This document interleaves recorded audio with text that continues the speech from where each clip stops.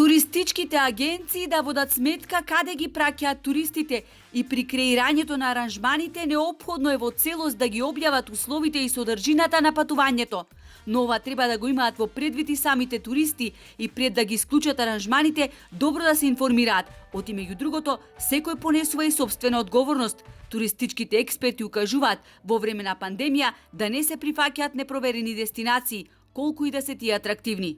Ако дошло до зараза, како што беше случајот со патувањата во Занзибар, тоа значи дека не се запазувале безбедносните карактеристики.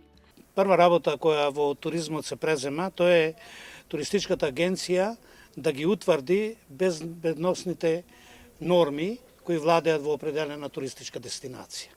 Се друго вон тоа подлегнува на непроверени карактеристики од патувањето и кои повлекуваат пак сега да Стопанската комора и здруженијата преземат мерки со кои ќе ги етаблираат таквите однесувања.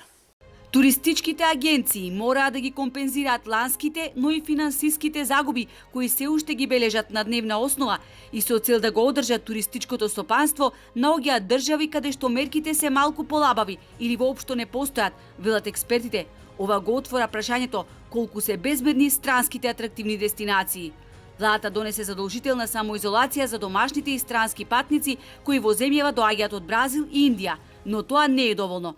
Сугерираат тоа да важи и за екзотичните островски држави и афричките земји.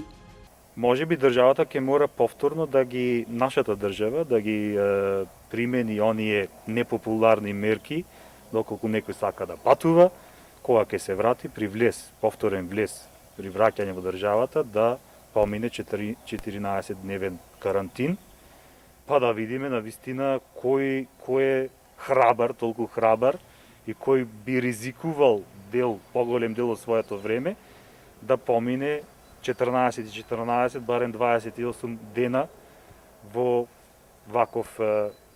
изолација. Туризмот е најбезбедна категорија, доколку се почитуваат стандардите, но ние во нашата држава често пати сме склони туризмот да го доживуваме како авантура, подлекуваат нашите соговорници.